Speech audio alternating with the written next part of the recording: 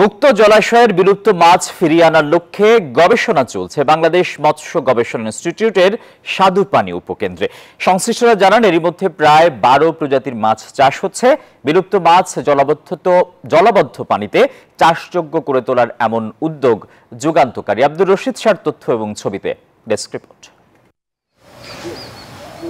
একসময় দেশের মুক্ত জলাশয়ে ছিল নানা প্রজাতির মাছের ভান্ডার, কিন্তু সময়ের সাথে সাথে জলাশয়ের সংকোচন আর দূষণে বিলুপ্তির পথে প্রায় 64 প্রজাতির মাছ। এরই মধ্যে 42 প্রজাতির মাছ সংগ্রহ, কৃত্রিম প্রজনন ও উৎপাদন কৌশল উদ্ভাবনের কাজ করছে গবেষণা কেন্দ্রগুলো।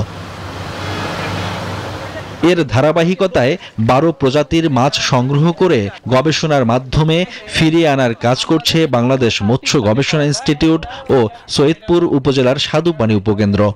বান্ডেল থাকলে প্রতি সেনমানিতে টাকা বাঁচবে। বিকাশ সেনমানি বান্ডেল কিনে জিতুন প্রতি লেনদেনে। স্বাদুপানি উপকেন্দ্র থেকে যেটা চেষ্টা করা হচ্ছে যে যেগুলো হারিয়ে যাচ্ছিল সেগুলো আবার গবেষণা করে ফিরিয়ে আনতে। তো যদিও কমে যাচ্ছে, কিন্তু ভালো জিনিসটা হলো যে আমরা এটাকে চিহ্নিত করে আমরা কিছু কিছু প্রজাতি ফেরত আনতে পারছি এবং যারা চাষ করছেন তাদেরকে দিতে পারছে।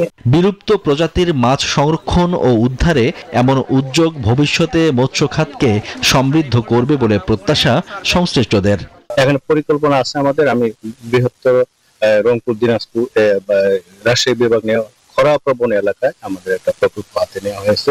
এখন এই প্রকল্পটা পাশের অপেক্ষায় আছে।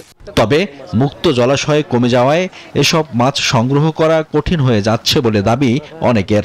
গবেষণার মাধ্যমে ওদের ব্রিডিংটা সাকসেসফুল হয়েছে।